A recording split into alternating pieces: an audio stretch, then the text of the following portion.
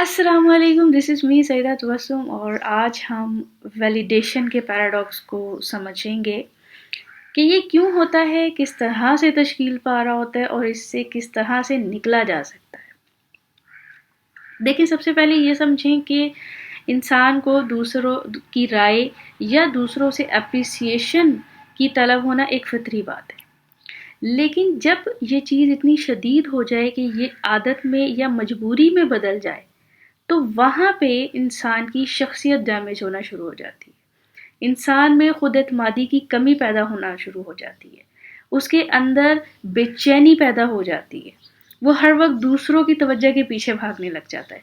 हालांकि अल्लाह ताला ने फरमा दिया कि असल वकार और असल इज़्ज़त उसी के हाथ में है। अगर हम मेनली ऐसे फैक्टर्स देखें कि ये वैलिडेशन की ज़रूरत आती कहाँ से है, तो सबसे पहले तो इसमें हमारा कल्चरल दबाव आ जाता है।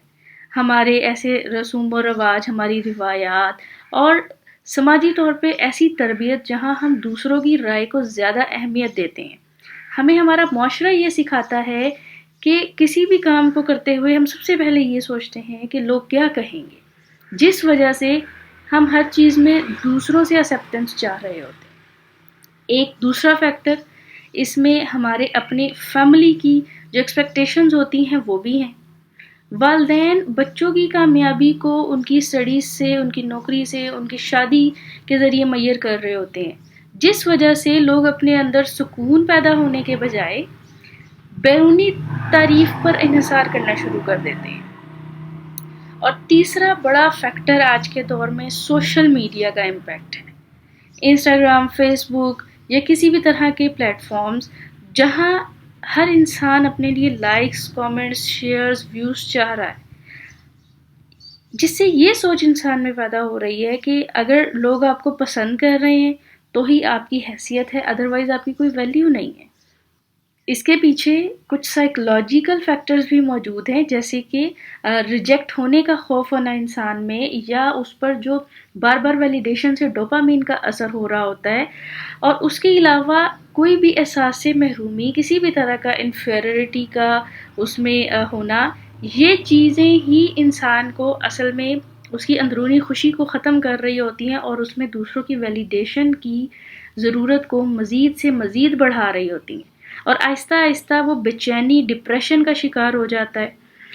जहाँ उसको डोपामीन की हाइक्स मिल रही होती हैं, वहीं वो उतना ही ज़्यादा डिप्रेशन और एंजाइटी में भी जा रहा होता है और वो आहिस्ता आहिस्ता अपनी असल आइडेंटिटी को खोता जाता है। बहरहाल वैलिडेशन की नीड एक ऐसी चीज़ है जो बचपन से ही हमारे अंदर बनना शुरू हो जाती है और ये लाइफ के मुख्तलिफ फेजेस में मुख्तलिफ शक्लों में निकलती है। अगर आप ये देखें कि बचपन में अगर किसी बच्चे की तारीफ वालिदैन सिर्फ उसी सूरत में कर रहे हैं, उसकी हौसला अफजाई सिर्फ तब कर रहे हैं जब उसने कुछ अचीव कर लिया है, उसने कोई अच्छे नंबर ले लिए हैं, या वो बड़ों की हर बात मानता है, किसी बात को डिनाई नहीं करता है, तो उस सूरत में जब उसको पेरेंट्स की तरफ से मंजूरी मिल जाती है तो उसके जहन में यही चीज़ हो जाती है कि अब वो पीपल प्लीजिंग और दूसरों से वैलिडेशन लेने की तरफ ही जाएगा दुनिया में। और इसके साथ साथ ऐसे पेरेंट्स जो बच्चों की बिल्कुल तारीफ नहीं करते, हमेशा उनको क्रिटिसाइज और ब्लेम करते हैं, वो बच्चे भी वैलिडेशन लेने के लिए ही दूसरों के सामने जाते हैं। वो ज़्यादा से ज़्यादा इस चीज़ पर इन्हिसार फिर करने लगते हैं कि दूसरे उनकी तारीफ करें। वो अपनी सेल्फ रिस्पेक्ट इस तरह से बढ़ाते हैं।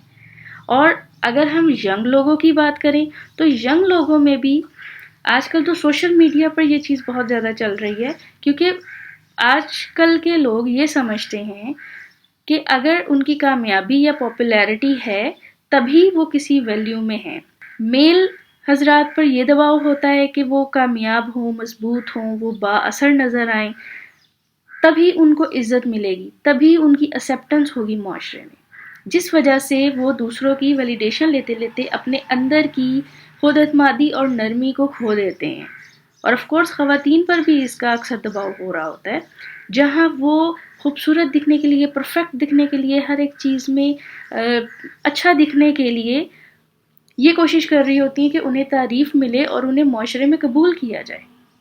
फिर वैलिडेशन की ये तलब बुजुर्गों में भी पाई जाती है। اکثر ایسے بزرگ ہوتے ہیں جو خاندان میں اپنی اہمیت کی بار بار تصدیق چاہ رہے ہوتے ہیں۔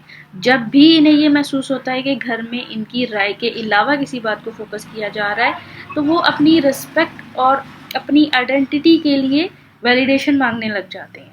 اگر گھر والے ان کا احترام نہیں کرتے تو بعض بزرگ زیادہ ریجڈ ہو جاتے ہیں یا ایموشنل اٹیچمنٹ ظاہر کرتے ہیں، جس سے وہ اپنی اہمیت کو ثابت کرنے کی کوشش کرتے ہیں۔ اسی سب کے چلتے ہمیں معاشرے میں ویلیڈیشن کی مختلف صورتیں نظر آتی ہیں، جیسے کہ لوگ سوشل میڈیا پر زیادہ سے زیادہ پاپولر ہونا چاہتے ہیں، زیادہ تعریف اور توجہ چاہتے ہیں، تو انہیں لگتا ہے کہ یہ ان کی کامیابی ہے، اور ایون کہ اس میں کچھ بزرگ بھی شامل ہیں آج کل۔ اسی طرح ہم رشتوں میں ویلیڈیشن چاہ رہے ہوتے ہیں کہ دوسرا شخص ان کو اہمیت دے، دوسرا شخص ان کو ہر چیز میں اپریشیٹ کرے، ادروائز وہ اپنے آپ کو ادھورا سمجھ رہے ہوتے ہیں۔ اسی طرح کیریئر میں بھی ہم اسی ویلیڈیشن کو سمجھتے ہیں کہ جب تک کسی انسان کو کوئی مراعات نہیں دی جا رہی ہیں، پروموشنز نہیں دیے جا رہے ہیں، تو وہ اپنی اہمیت کو نہیں سمجھتا، وہ اپنے آپ کو ویلیویبل نہیں سمجھتا۔ اور ایون کہ کچھ لوگ معاشرتی طور پر یا سماجی طور پر بھی اپنے آپ کو ویلیڈیٹ ثابت کرنے کے لیے اچھا لباس پہنتے ہیں، زیادہ مال و دولت جمع کرتے ہیں، یا بڑی گاڑیاں دیکھ کر یہ سمجھتے ہیں کہ یہی ویلیڈیشن ہے، اسی سے معاشرہ ان کو قبول کرے گا۔ اور اس ساری چیز سے بہت سارے نقصانات ہوتے ہیں جو انڈیویجول لیول پر بھی ہوتے ہیں اور انٹرپرسنل لیول پر بھی ہو رہے ہوتے ہیں۔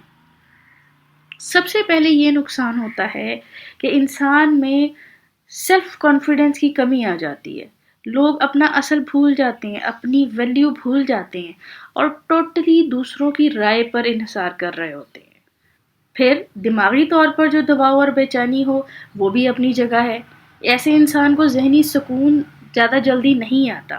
پھر ایسا انسان ایک غیر حقیقی زندگی میں گزار رہا ہوتا ہے اپنے آپ کو، وہ اپنی اصل شخصیت کو چھپا لیتا ہے اور وہ اسی چیز کو ظاہر کر رہا ہوتا ہے، پرسونیفیکیشن اسی چیز کی کر رہا ہوتا ہے جہاں اس کو لگتا ہے کہ دوسرے اس کو پسند کریں گے، دوسرے اس کو ایکسیپٹ اور اپروو کریں گے۔ اور پھر اسی سے رشتوں میں مسائل بھی پیدا ہوتے ہیں۔